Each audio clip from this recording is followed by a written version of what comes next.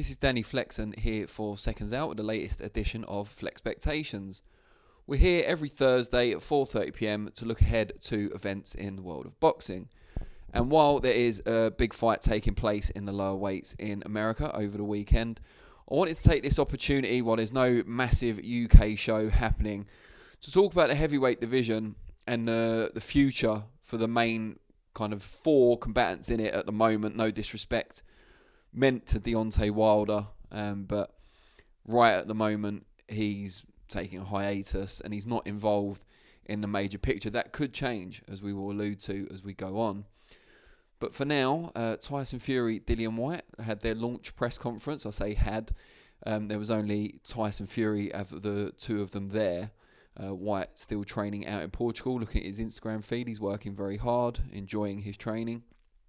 But that fight has now been officially confirmed for April 23rd at Wembley Stadium, and 85,000 tickets of a possible 100,000 capacity, depending on Brent Council and what they decide, have already been sold. And I know a lot of people say a lot have gone to the secondary ticket market, which seems to be the case, looking at the highly inflated prices that people are posting across social media. But a lot have ended up in the hands of genuine fans as well. I know some people personally who were lucky enough to get tickets, and it does seem like it's going to be an absolute huge event.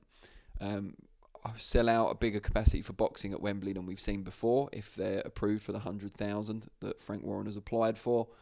But also on pay-per-view, I know Warren predicted 1.5 million UK buyers minimum. I'm not sure if that's maybe a little overly ambitious, but people may have said the same about selling out Wembley Stadium so quickly, so we shall see. Warren wouldn't be drawn when I spoke to him earlier today on the pay-per-view price point on BT Sport box office. That's still undecided as we speak now. The established point of $24.99 for Joshua and Fury on Sky Sports and BT Sport respectively in recent times could be exceeded by this one. World record bid it took to make the fight in the first place. Wouldn't be a shocker if we went above that price point and saw an unprecedented amount to pay to watch it. But all that aside, even with Whyte's absence from the build-up, it looks like a huge event.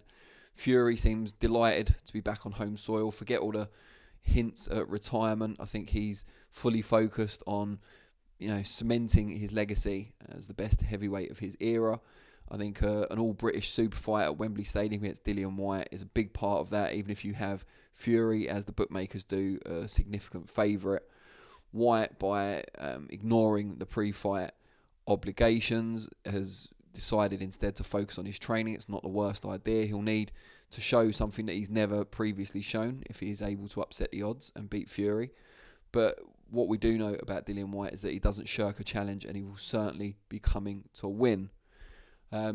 So you've got them, but then in the background you've got Anthony Joshua and Oleksandr Usyk, who we felt after the projected kind of undisputed fight between Usyk and Fury fell through or couldn't come together. We felt that Joshua Usyk would quickly be announced for May. That seemed to kind of meander along a little bit. There was no official announcement, although Eddie Hearn hinted that it would indeed be in May, and that's the direction they were going in. It's what Joshua wanted. Even though he's still searching, as far as we can tell, for a new trainer. Then the horrific events began to unfold in Ukraine, although I guess kind of experts in that area would say those events have been unfolding for a number of years now. But there is an actual war going on now, as most people know. Ukraine under siege at the moment from Russia, and there's no end in sight to the kind of unspeakable events that are taking place at the moment. And our thoughts are obviously with everyone who's affected by that. Where this touches on boxing, of course, is that a number of boxers, both current and former legends of the sport from Ukraine, have enlisted in the armed services and taken up arms to defend their country, which is hugely admirable, as everyone at the Fury Wyatt press conference alluded to. But one of those boxers is, of course, the unified heavyweight champion of the world, Oleksandr Usyk. Now, knowing Usyk's character, his mentality, his determination, his patriotism, his pride, it's no great shock that he's decided to enlist and do his best with the efforts for for Ukraine. I nearly fell into the Ukraine trap. That's because I was talking to Warren earlier. And yeah, we can only admire him more than we already did. There is the knock-on effect. And obviously, at times like this, boxing and any sport takes, a distant second place to what's going on in the world. However, it does have an impact on the heavyweight picture in that Usyk is very, very unlikely, I would suggest, to be ready to face Joshua in May. Even if the conflict comes to a speedy resolution, which seems very unlikely at this stage, will Usyk be in the right place either physically, because I'm sure it'll be grueling, and mentally, even more so emotionally, to take up what will be his most important fight to date? He did wonderful to comprehensively defeat Joshua for the titles, but he's going to be going in against a fighter with renewed purpose, probably a new training team, a new strategy, and he'll need to be at his very best. And having, come through such horrible events, it's, hard to imagine what he's going to see and experience. It seems very unlikely that he'll be ready so soon afterwards, even if the conflict does come to an end, pretty quickly, to face Joshua in such a high-level contest.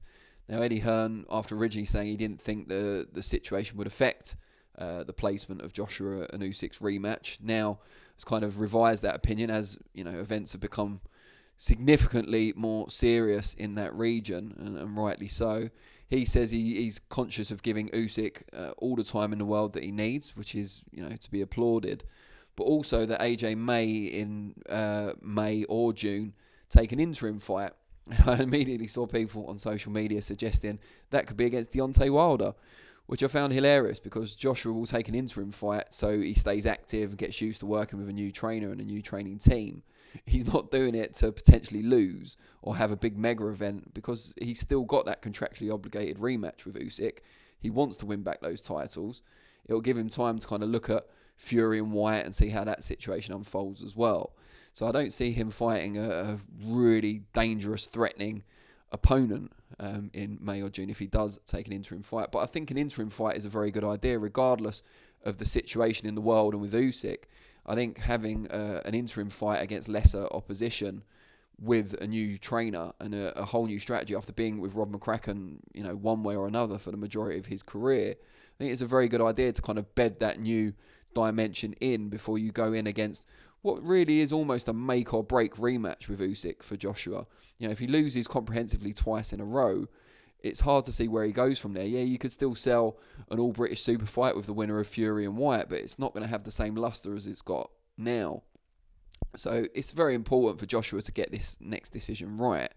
And once he has, alighted upon a training team, having an interim fight where he can try out some new moves, get used to having a new voice in the corner, a full training camp with the new team, potentially, well, almost certainly a new gym as well.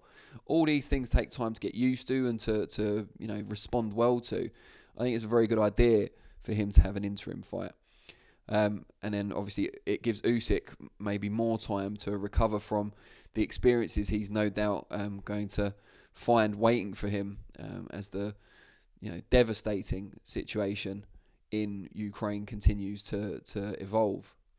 But that's what I think. I'd like to know what you guys think. Let's not delve too deeply into politics. I've tried not to, but talk to us about the main four guys at heavyweight. What did you think of Dillian Whyte not participating in the press conference? Do you think, doesn't seem to have had a big effect on ticket sales, but will it on the pay-per-view? What do you make of Joshua? Does he need an interim fight before Usyk, regardless of what's happening? Usyk, I'm assuming most people will be, praising the unified champion for his stance and what he's chosen to do. But it'd be good to hear some feedback on that as well. And yeah, Fury, it talks about retirement. Let's hope that's not true after the next fight. What do you make of that as well? Let me know in the comments below and I'll respond to some of them. I really appreciate you watching. I will be back on Monday for Reflections, 4:30 p.m. And obviously the next FLEXpectations will be a week today, again, 4:30 p.m. Thanks for watching and I'll see you all soon. Cheers.